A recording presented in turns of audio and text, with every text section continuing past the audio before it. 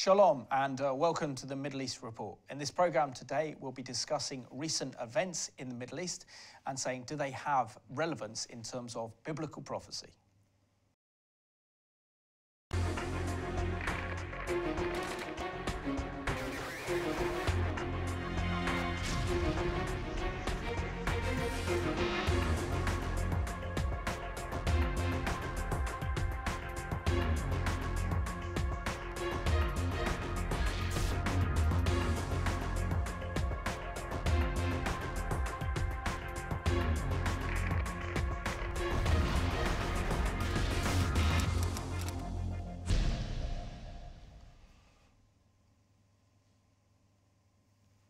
Warm welcome to the program, and today's guest is Tony Pearce, the founder of Light for the Last Days. Tony, warm welcome to the Middle East Report. Thank you, Simon. Good to be with you. Good to be with you as well. I know that many of our viewers are very fond of you, Tony, and read your excellent publication, which is called Light for the Last Days, which you provide excellent analysis of current events, but also how it relates to biblical prophecy as well. So thank you for the work that you do. Yes, thank you.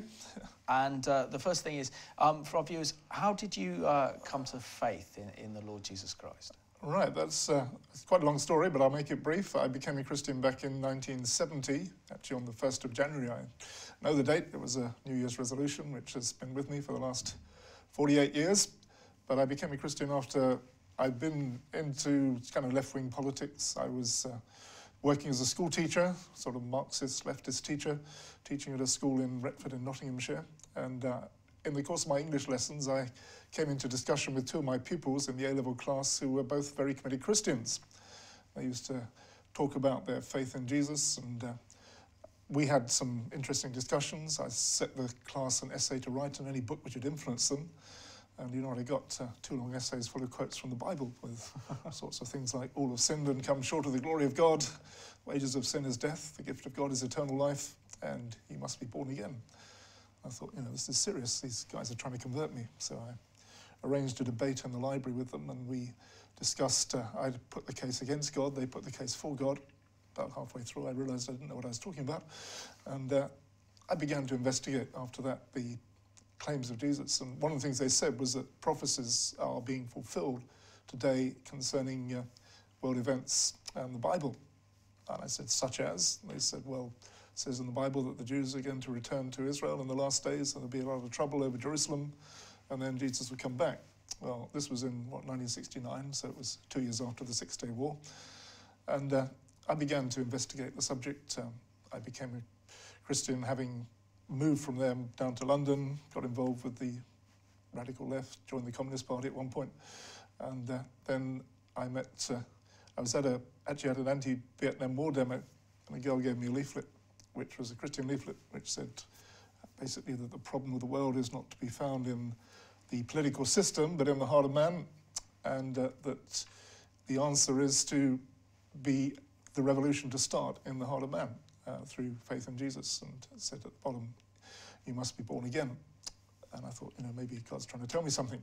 And I ended up sitting in my room on New Year's Day after a very drunken, decadent New Year's Eve party, convicted of sin, and just prayed that God would forgive my sins and Jesus come into my life. And he did, and I became a Christian. I met the girl who gave me the leaflet. She became my first wife, Nikki, and we carried on preaching the gospel at various occasions. And in the course of this, I, read the whole of the Bible, and I became convinced that the Bible is the Word of God, and also that Jesus is one way to God, but also I became convinced that we're living in the last days and that Jesus is coming back again. And particularly the events concerning Israel and the Middle East were obviously very relevant to this, and I began to sort of look into it more deeply, give some teaching on it, which led to me ended up writing this magazine, Light for the Last Days, which aims to interpret current events in the light of the Bible. We always have some article which is relevant to Israel and the Jewish people. Present one's actually got an article on Jerusalem, the capital of Israel, so it's speaking about the current events there. Absolutely. Should we start there then? So thank you so much for sharing your testimony, Tony. So I have to ask you, really, in terms of prophetic events, what significance was Donald Trump's announcement that he recognised Israeli sovereignty over Israel's capital, Jerusalem? Well, on one level, it's saying what is an obvious fact, that Jerusalem is the capital of Israel. It's been the capital of Israel since 1949. The Israelis have declared it their capital city, with the Knesset building there and all the elements of government in Jerusalem. But also it's relevant relating to, I guess, how much of Jerusalem is the capital of Israel. Is it just the western part, or the whole of Jerusalem, including the Old City and including the territories round about Jerusalem, which of course has raised up the whole controversy, which would deny that from the opposition side. And I guess it's another sign that Jerusalem is the burdensome stone, which is burdening all nations. It's the issue which is at the center of world events. And it's kind of heading up for the end-time conflict, which will be over Jerusalem. Absolutely. But it's quite incredible, the courage shown by President Donald Trump in not only recognising Israeli sovereignty over Jerusalem, but also to say that he will move the American embassy from Tel Aviv to Jerusalem, which it was back in December the 6th was a truly historical announcement, and to be in Israel when President Trump made that announcement was extra special. Do you think that he made this decision because of the evangelical influence within his own cabinet, the influence of Mike Pence, and also maybe some members of the Jewish community in the United States? Yeah, I'm sure all of those were a factor in it, and I think, particularly, obviously, it did please the evangelical Christians in the United States who believe in the future for Israel, and of course it pleased the Israelis who want to see Jerusalem as their united capital. It's interesting that just the other day the Knesset passed a bill which would make it virtually impossible to divide Jerusalem, the United Jerusalem bill, which says there must be a 2/3 majority of 80 members of the Knesset to alter the status of Jerusalem or surrender portions of the city as part of a future peace agreement. Getting such a majority for anything in the Israeli Knesset is next to impossible. And Naftali Bennett, who's a MK, member of the Knesset, said, "Just now we ensured that Jerusalem will be united forever. The Mount of Olives, the Old City, the Temple Mount, and the City of David will remain in our hands forever. There'll be no more political maneuvers that will allow to tear our capital apart," which is a very strong statement about the status of Jerusalem. I guess it's a bit much to say it's going to be in our hands forever, because nothing's going to be in our hands forever in this world, but it's a statement that Israel's going to remain as Jerusalem will remain as the capital of Israel, and from his point of view, and from the point of view of the Israeli government, undivided, which of course has an impact upon the other side, who says that that is totally unacceptable and leads to the withdrawal from the peace process. What do you think, Tony, there's been such a shift in Israeli policy? I mean, if we go back 18 years to the Camp David Accords, in which President Clinton sponsored the talks between Yasser Arafat and Ehud Barak. At that time in 2000, Ehud Barak was willing to offer half of East Jerusalem. Yeah, and then, of course, we had the Taba talks, went even further, allowing the Palestinian Authority to have complete control of the old city. Yes. So why have we seen over the last 18 years or so such a shift in Israeli policy? Well, Ehud Barak was on the left of Israeli politics, and he was offered, I think was it 2/3 of the old city to Arafat. Yeah. Arafat said that he could only accept the whole of the old city, and he said that anyone who did likewise was not an Arab and not a Muslim. So, as far as he was concerned, it had to be the whole of Jerusalem. His response then was to launch the Third Intifada, which brought about terrorism and destruction to Israelis. They then saw what happened when Israel withdrew from the Gaza, that instead of it being a self-administered territory which would lie alongside Israel, it became a terrorist base for Hamas. and the possibility that the same could happen if Israel withdraws from the West Bank, from Judea and Samaria, and from Jerusalem, would be what would take place. So there's been a shift in Israeli politics to the right, and to moving perhaps even to annex at least the settlement part of the West Bank, Judea and Samaria, into Israeli, to extend Israeli territory, Israeli law to that area, so that it would be annexed into into the state of Israel, basically. Let's go to an excellent report now produced by Chris Mitchell from CBN, as he discusses the announcement made by President Donald Trump back in December that he recognises Israeli sovereignty over Israel's capital, Jerusalem. President Trump's declaration of Jerusalem as the capital of Israel continues to reverberate throughout the Middle East and the world. Protests continue on the ground, and the United Nations General Assembly declared Trump's decision null and void. The resolution was approved by a vote of 128 to 9 with 35 abstentions. U.S. Ambassador to the UN Nikki Haley told the General Assembly just before the vote that she felt like Israel at the UN, being forced to defend the sovereignty and integrity of her country. America will put our embassy in Jerusalem. That is what the American people want us to do, and it is the right thing to do. No vote in the United Nations will make any difference on that. But this vote will make a difference on how Americans look at the UN and on how we look at countries who disrespect us in the UN. And this vote will be remembered. Israeli Prime Minister Benjamin Netanyahu rejected the resolution out of hand, but thanked President Trump and Ambassador Haley. Israel completely rejects this preposterous resolution. Jerusalem is our capital, always was, always will be. But I do appreciate the fact that a growing number of countries refuse to participate in this theater of the absurd. So I appreciate that, and especially I want to again express our thanks to President Trump and Ambassador Haley for their stalwart defense of Israel and their stalwart defense of the truth.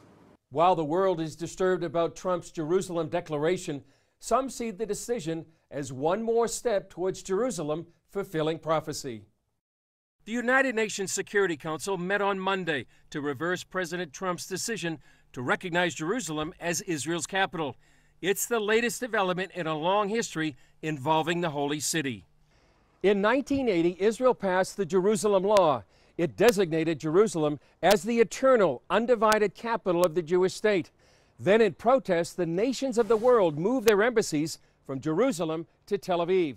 But later that year, a group of Christians founded the International Christian Embassy, Jerusalem. They said we need to act and we need to establish an international Christian embassy, Jerusalem, in order to show the whole world that no matter what our governments are doing, there are Christians around the world which do believe in God's covenants and faithful promises to the Jewish people, and that was our founding hour. In 1995, ICEJ Vice President David Parsons helped write legislation known as the Jerusalem Embassy Act, destined for the U.S. Congress. And we said three things, Chris: recognize Jerusalem as the capital, move the ambassador there immediately, and then worry about building a building. But as the bill went through Congress, it got changed to build the building first, and now 22 years later, after all these delays and waivers, it is back to our order. Both men see Jerusalem as being on a 50-year cycle known in the Bible as Jubilee, where every 50th year is a year of liberty and restitution. 150 years ago, British archaeologist Charles Warren discovered the original city of David. 50 years later, in 1917, General Edmund Allenby captured the city of Jerusalem, ending 400 years of Muslim Ottoman rule. In 1967, Israel recaptured the old city in Temple Mount for the first time in more than 2,000 years. Then came 2017. We believed God would do something significant this year here in Jerusalem. And lo and behold, at the end of the year, your government, Donald Trump, the American government, decided to recognize Jerusalem as the capital and also move the embassy here. Something new and exciting is happening for Jerusalem itself, that propels it, releases it further into its prophetic destiny. Now there's the hope more nations will follow Americans' lead and move their embassies. We're hearing word Guatemala may come back, Tanzania, the Philippines. You can start listing off some of these countries that we hope they have the courage to follow the lead of the American administration now to return to Jerusalem. They feel it's critical for Christians around the world to pray for Jerusalem. The violence that's been threatened, that God, in a year of favor, in a year of Jubilee, that He would take care of that. We've been praying that here in Jerusalem, any fire, any anger would be doused. But also I do believe we need to pray for the Arab world. You see all the unrest that you have on the Arab streets around the world. In a way you see the sense of delusion and deception on the Arab streets, where they feel that this is a city that has no connection whatsoever to the Jewish people. We need to keep praying that this would be a unified city. Extraordinary events that occurred in December of 2017. Let's hope and pray that the British government will move the British embassy to Jerusalem, something we can hope and pray for. Tony, in terms of what this means for the United States and Donald Trump's brave and courageous decision to recognise Israel's capital, Jerusalem, what spiritually will this mean for the United States and his administration? Well, I guess if you take the principle, I will bless those who bless you and curse those who curse you, then it should bring blessing upon the United States. Seems that Trump still has many enemies, and I think the opposition is certainly ramping itself up against Trump, mainly because of perhaps some of these things he's doing which are in line with what the Bible would have him to do. But we can expect to see, I think, both an increased opposition, but also that God will confirm and bless that decision that he's made to stand by Israel at this time and to follow the plan of the Lord. I just think of that scripture in Joel where it says, behold, in those days when I bring back the captives of Judah and Jerusalem, I will gather all nations, bring them down to the valley of Jehoshaphat, enter into judgment with them on account of my people, my heritage Israel, whom they've scattered among the nations. They've also divided up my land. So we see the nations who want to divide up the land and divide up Jerusalem, and we see that that brings them under God's judgment. But if they want to move the opposite way, then that would bring God's blessing upon them. Absolutely. In terms of the opposition, it's becoming very clear that President Erdogan of Turkey is leading the opposition. Yeah, and can you give us maybe a little bit of an insight into what President Erdogan's intentions are? Because he's a member of the Muslim Brotherhood, is this to make, he wants Jerusalem as the future capital for the Islamic Caliphate? Yeah, I mean, the Islamic view of Jerusalem is that it should be obviously a Muslim city. Erdogan himself organised this conference of the Organisation of the Islamic Conference, which he called on the nations of the world to recognise the state of Palestine and East Jerusalem as its occupied capital. So clearly he wants the state of Palestine to come into existence, East Jerusalem to be the capital of it. He also made a reference in his speech to infamous hadith, which is in the Islamic saying, when he said, those who think they own Jerusalem better know that tomorrow they won't be able to hide behind the trees. That's a reference to a saying which says the Jew hides behind the tree, and the tree says, Muslim, servant of Allah, there's a Jew behind me, come and kill him.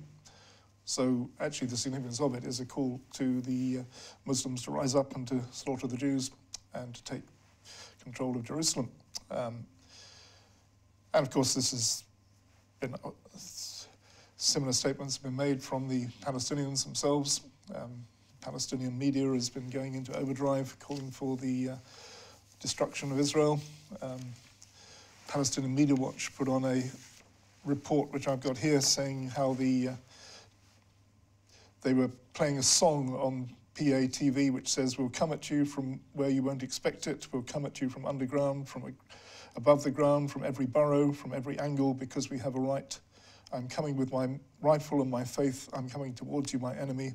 Our war is war on the streets. So a call from the Palestinian media to rise up against Israel and to fight a battle against them. But where does the Palestinian Authority go? Because they're in a bit of a dilemma now. Because the more that they antagonise the President Trump's administration, the more, and President Trump himself has also threatened to cut US aid to the Palestinian Authority. The only place left that they can get any money or any funding from is Europe. And particularly with Britain leaving the European Union, there's certainly a huge shortage of money within the European Union. And also we know that the majority of the Arabs actually really dislike the Palestinians. So they're not going to get money from the Arab world. So where does this now leave President Abbas of the Palestinian Authority? Yeah, well, he's could say on a hiding to nothing at the moment.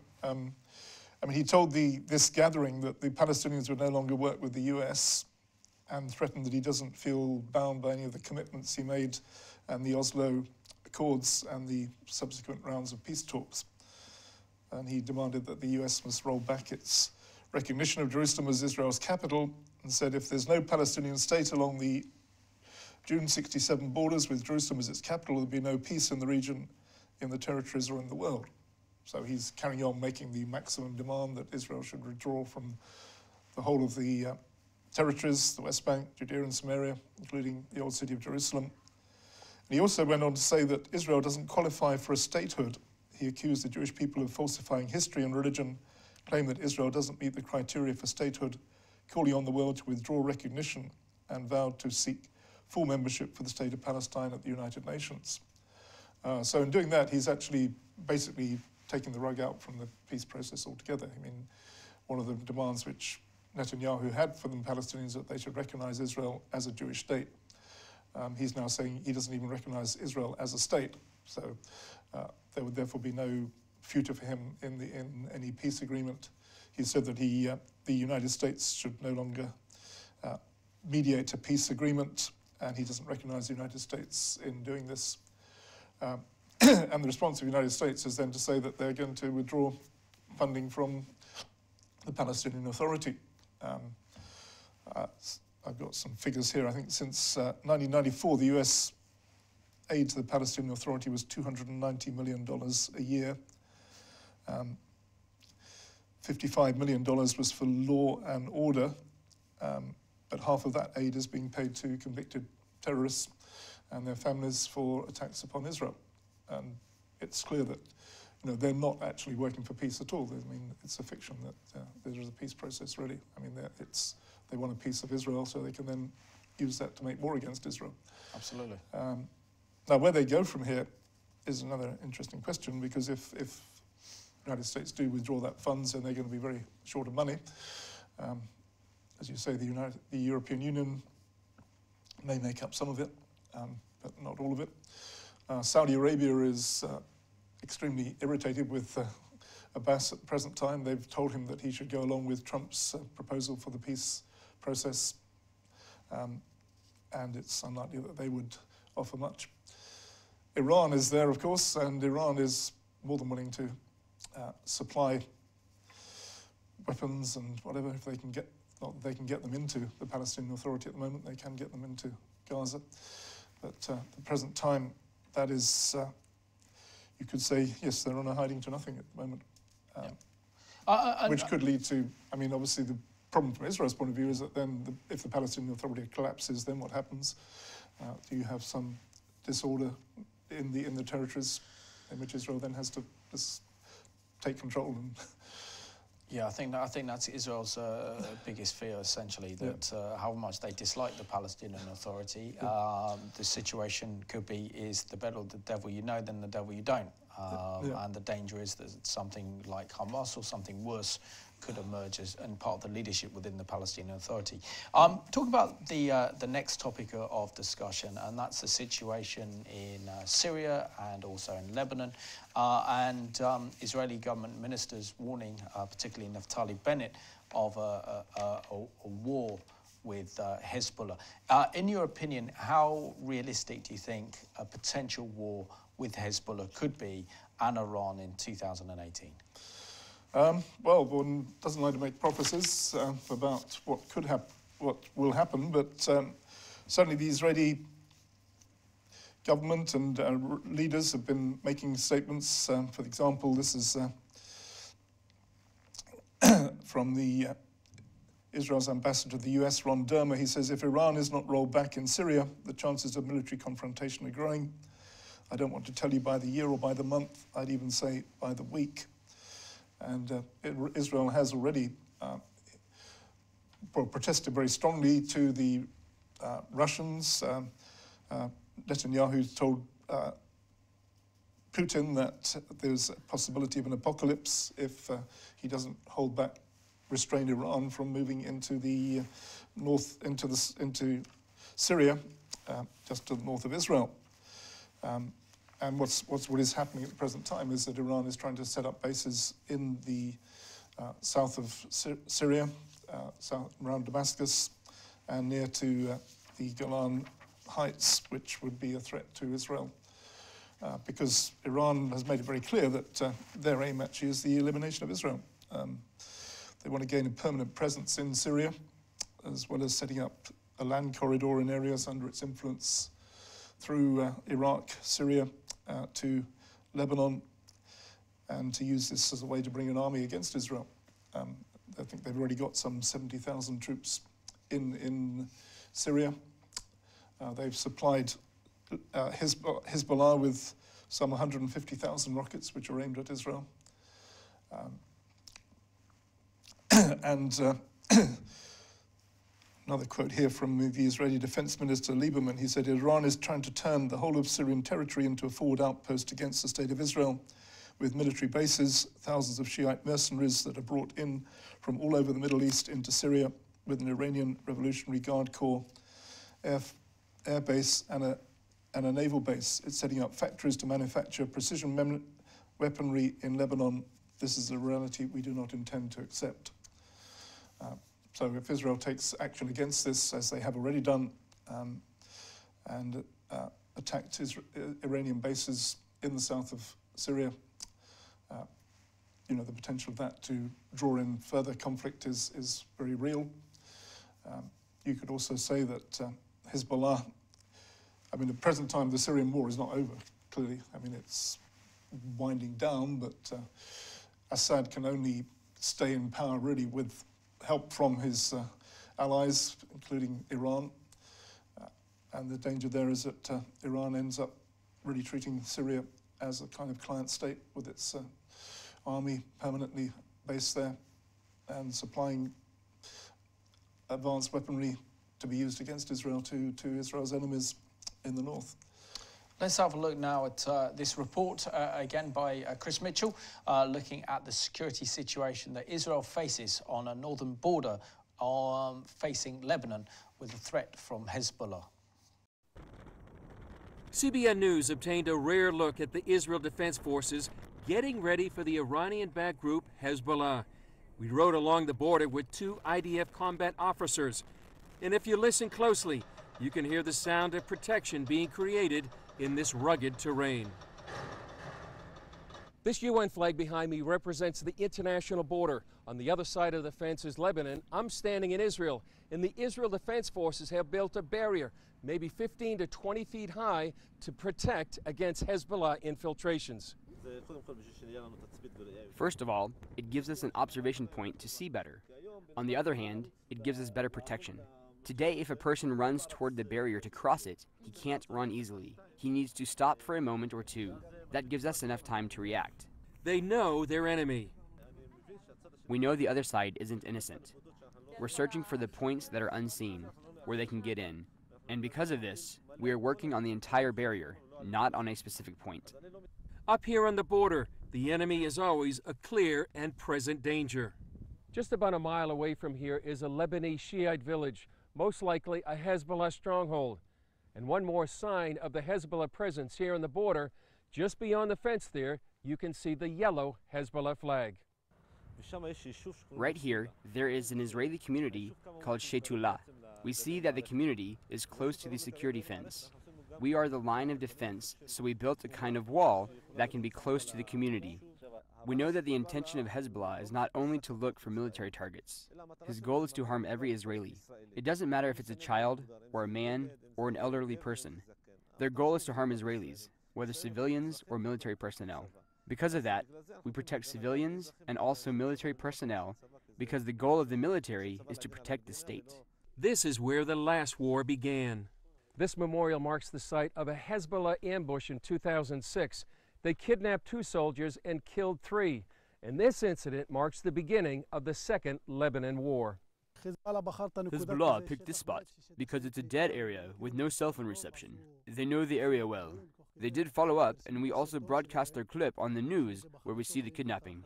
They collected intelligence on us. Israeli leaders back in Jerusalem are also aware Hezbollah is thinking about the next war. Hezbollah is planning in its next war to cross the border, to go on the offensive. We have to be prepared for that as well.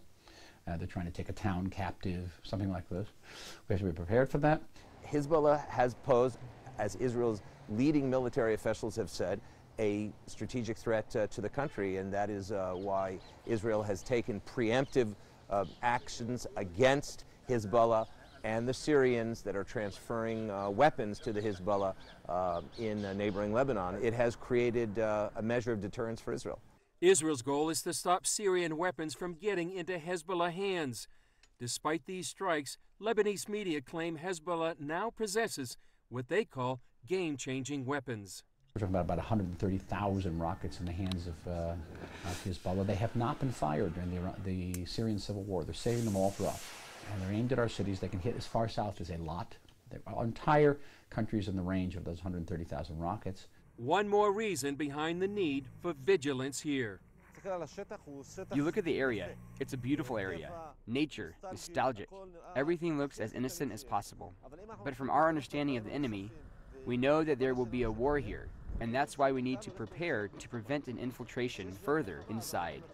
Chris Mitchell, CBN News, on the northern border with the Israel Defense Forces. And you can watch Chris Mitchell's excellent program called Jerusalem Dateline here on Revelation TV. Tony, the situation in Israel's northern border is extremely precarious, particularly Israel's border up on the Golan Heights with Syria as well. I mean, this was one of Israel's most stable borders, but since the civil war that's been going on now almost for 8 years, that situation now has become very precarious. I was at a media conference organised by the Israeli Government Press Office and the Israeli Foreign Ministry back in October, and we had Naftali Bennett, the Education Minister, address us, in which he says that that he thinks that a possible war against Hezbollah could be imminent, and that Israel would have to face the rockets and missiles, about 160,000 in number. I know that report says 130, aimed at Israeli cities, like we saw over 12 years ago, in which Hezbollah rained rockets and missiles into Israel that meant that the entire northern population evacuated to the south. So this is something that Israel is concerned about. What do you think could trigger such a conflict between Israel, Hezbollah and Iran? Well, I suppose one possibility is if Israel does hit one of these Iranian bases and causes some major catastrophe. As a result, Amir Tsarfati gave an interesting report in which he proposed that, or he suppose that the possibility that some weapons of mass destruction might be in these bases, which causes Israel to hit them and then sets off a massive explosion, which could lead to the fulfillment of the prophecy in Damascus being destroyed in Isaiah 17, where it says Damascus will cease from being a city, will be a ruinous heap, which he says could be the trigger which then brings the army down from the north against Israel. Whether that would actually start, I mean, what could trigger a war from Hezbollah would just be their malice against Israel. If they feel they've done with the fighting for Assad, they can then turn their forces against Israel. Perhaps even something to do with this declaration over Jerusalem to help the Palestinians to fight against Israel in order to regain Jerusalem. But certainly Israel has said that if they do fire their missiles at Israel, they will take countermeasures which would be devastating for Lebanon.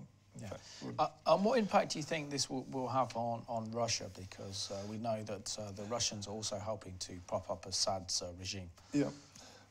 Yes, I mean, Putin has actually made some statements which are quite friendly to Israel. And it appears from some of the things he said he doesn't want to be in, part of the anti-Israel force, but something could happen to change that, which could be an Israeli successful attack on Syria, which causes a lot of destruction. Certainly the prophecy of Ezekiel 38 is what some people see as, and I would say also, being shaped up by the events in Syria, where you see the prophecy concerning the great power from the uttermost parts of the north, leading an alliance of nations, which includes Persia, obviously Iran, and Togarmah, which may well be Turkey, and other countries which would come then against Israel in the fulfillment of this prophecy in Ezekiel 38. And it's then that the Lord moves to destroy that army as it comes against Israel in a supernatural way and defends Israel from those who come to destroy her, which from the Islamic point of view would also be seen as a catastrophe as far as Islam is concerned, and a demonstration that the God of Israel is the true God, not the God of Allah, which could lead to other developments, including possibility of then the peace treaty coming, which would allow Israel to rebuild a temple in Jerusalem and to bring in the events which are prophesied in the 7-year period of the tribulation. So. Yeah, quite incredible developments we're certainly seeing there. But Tony, I have to really ask you that with Israel's security situation in the north, a possible war with Hezbollah. Now, the Israelis have made it very clear that in this future war against Hezbollah, and let's pray that there's peace and it doesn't take place, because a number of casualties involved and the international condemnation that this would bring upon Israel, even though that she would be defending her own nation as citizens, is the fact that so many homes in southern Lebanon have been used as will be used as rocket launchers to launch missiles at Israel, and Israel has said that they see this as essentially military targets, and has warned the Lebanese government as such. Do you think that in this next war that the number of civilian casualties caught up with this one could be absolutely grave? I'm sure it would, yeah. And I mean, Israel said that they could knock out the infrastructure in Lebanon. I mean, the electricity and so on. So there could be horrendous results for the people of Lebanon as well as the people of Israel. So again, we should pray that it doesn't take place. But there is a clear danger at the present time of this build-up of forces in both southern Lebanon and Syria, and the Iranian involvement, which is a malicious and evil one against Israel. Absolutely. But when it comes down to Hezbollah, for example, they are a genocidal terrorist organization committed to Israel's destruction, sponsored by the Iranians, but also have a global network of terrorism. And there was a recent report that came out at the end of December, in essentially what this report said is that President Obama stopped this investigation into Hezbollah leaders who were actually raising money and financing the United States by working with the drug cartels in Colombia to sell cocaine into the United States, as well as gun running and other criminal activities. The results earning the terrorist organization something like $1 billion, and yet no prosecution has been brought against President Obama for putting pressure to end those investigations and stop the arrests, because he didn't want to destabilize the Iran deal. Yeah, well, that's just another sign of the evil that's going forth from nation to nation. There's another prophecy in Jeremiah which says evil should go forth from nation to nation. A great tempest is stirring from the ends of the earth. So you've got this situation in the Middle East, but it's got funneled in from other areas of the world, from even North Korea has got some dimension in relation to Iran and its missiles. and nuclear program.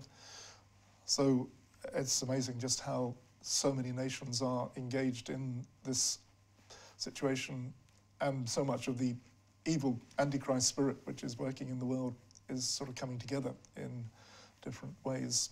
And one could say that certainly the Obama administration was feeding into much of that and helping it to prosper, if you like. Absolutely. And do you think the British government should take action against Hezbollah by prescribing them as a terrorist organisation? Absolutely. Because they say there's a difference between its political wing and its military wing, just like they've made this argument with the IRA in the past before. Yes. How important is it that Theresa May government has that moral authority to actually outlaw this genocidal terrorist organisation here in the UK in its entirety? Well, I think it would be important that we do that, but I don't have a great deal of hope that they will. I suppose they would say that Hezbollah is part of the Lebanese government, so... And Tony, next topic I want to discuss with you is what's happening in Iran at the moment with the incredible demonstrations that are taking place. So let's have a look at this news item in which we've seen a wave of protests all over Iran against the regime that is the Islamic Republic of Iran. In Iran, tens of thousands have taken to the streets in a massive countrywide uprising. Dozens have been killed and hundreds arrested. Most demonstrations in Iran historically have started in the capital, organized by educated, upper-middle class, and politically active citizens. The protests then spread outward from there. But the most recent demonstrations started in the east of the country, far from Tehran. They then spread to the rest of the country within days. And they were started by working middle-class Iranians without a leader or a set agenda. And the match that lit this fire was something that may surprise you: the price of eggs. Iran was recently hit with an outbreak of the bird flu, which required them to kill off some 17 million chickens. This shortage caused egg prices to nearly double. Egg prices helped spark the uprising, but what Iranians are really protesting here is a series of broken promises by their president, Hassan Rouhani.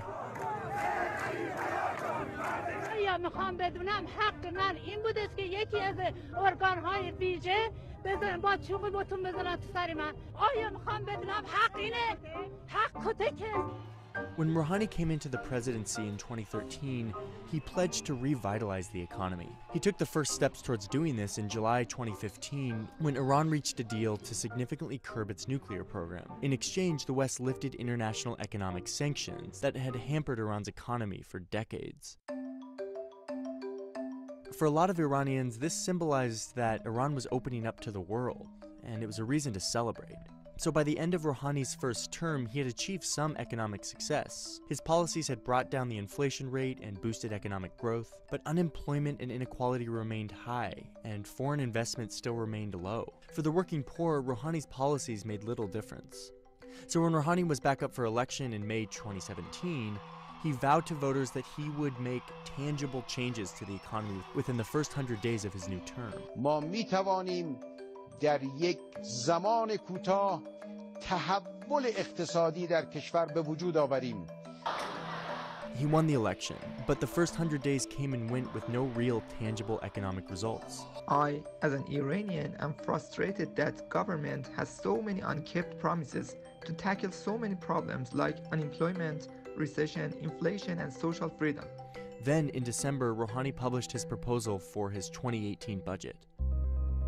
The proposal included plans to give billions of dollars to organizations that make up the hardline religious establishment in Iran. The budget also proposed cutting cash subsidies to millions of citizens, raising the fuel prices, and privatizing public schools.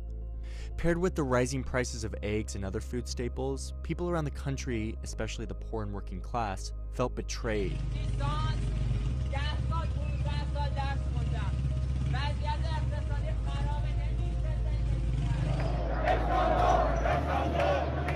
Protests erupted, quickly turning violent.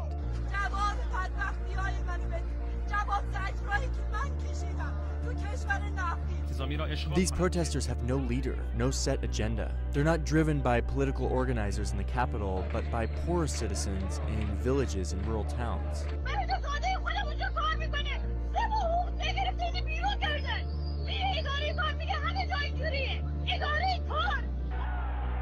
Iran has a history of massive street protests transforming its society.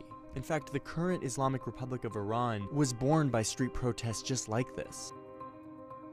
These demonstrations began because of the slow economy and the price of eggs, but they quickly have morphed into calls for reform and revolution.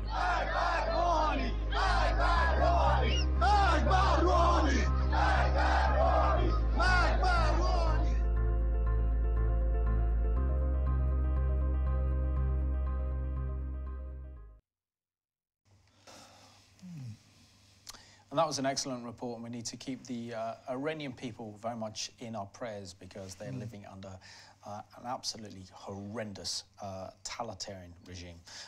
Tony, do you think that these demonstrations we're seeing could spark into a revolution as we saw in '79 and see the end of the Islamic Republic of Iran with these mullahs as the Iranian people have lost hope with their current regime? That'd be good if it does. I think the regime is still strong enough to suppress the demonstrations. I think 1,000 people have been arrested, and their sort of revolutionary guards are moving in to quell them. They've stopped the use of Facebook and not Facebook, whatever the equivalent is in Iran, and the media have been clamped down on. I think it does illustrate that also there is a profound dislike of the Islamic regime in the country. That didn't come out so much in that, but some of the reports I've received, they have been saying, mullahs, be ashamed and leave Iran. We don't want an Islamic Republic. There are also a lot of protests about the fact that the money which was released by the deal which Obama made is much of it's being used for funding Iran's wars in Syria, its support for the Houthi rebels in Yemen, and generally stirring up trouble in the rest of the Middle East. So there is a reaction against the theocratic regime. And I was thinking that one of the great achievements of the Islamic regime in Iran have been to stir up trouble in the rest of the Middle East and to turn off its own people from Islam. And in fact, one of the things which isn't reported so much is the very large number of Iranians who are turning to Christ at this time. And there are, I think, reports of somewhere between 1 million and possibly even 3 million who've left Islam and become Christians in some form, which is an amazing number if you think about it. That's an incredible number. And do you think the difference is that this time compared to the Green Revolution of 2009, that President Trump is fully behind the Iranian people, unlike his predecessor back in 2009? Maybe, I don't know. I mean, that could also be seen as a disadvantage because they dislike Trump so much and they will use that as a sort of sign to say these are just stooges of America and used to clamp down on them. But it does seem to be a spontaneous eruption. It's not something which has been manipulated from outside. And I think that, I mean, sadly, I don't think it will succeed because Iran still has to play this role as the bad guy in the coming war of Gog and Magog, which would seem to imply that the regime continues its activities. But it shows that there is a huge number of people who don't accept it. Yeah. So we're down almost to the end of the programme now. I think just about a minute left, Tony. So can you tell our viewers how they can get hold of your excellent publication, which is called Light for the Last Days? You can mail us. We have an email, inquiries@lightforthelastdays.co.uk. You can get it off the internet, and we'll send it to you. You can also find it at our Fellowship at Bridge Lane, and if you live in London, you're welcome to come along to the Bridge Lane Christian Fellowship. We have meetings on the subject of Israel. In fact, on the 28th of January, I'm doing this one on what should be the status of Jerusalem, with reference to the prophecies from Zechariah and Ezekiel and other passages, and that'll be at 6:30 at Bridge Lane Christian Fellowship in Golders Green, North London, and people are welcome to come along to that. And so if you want the magazine, we'll mail it to you free of charge. Okay. Tony, I just want to thank you so much for being my guest on today's Middle East Report. Thank you, Simon. Good to be with you. And I just want to thank you for watching today's programme. Clearly what we're seeing is extraordinary events taking place in the Middle East, and no more so than President Donald Trump recognising Jerusalem as Israel's capital. And this is something that we should all rejoice about and be pleased about. So let's continue to pray for the peace of Jerusalem, and leave you with this beautiful song from Jerusalem itself.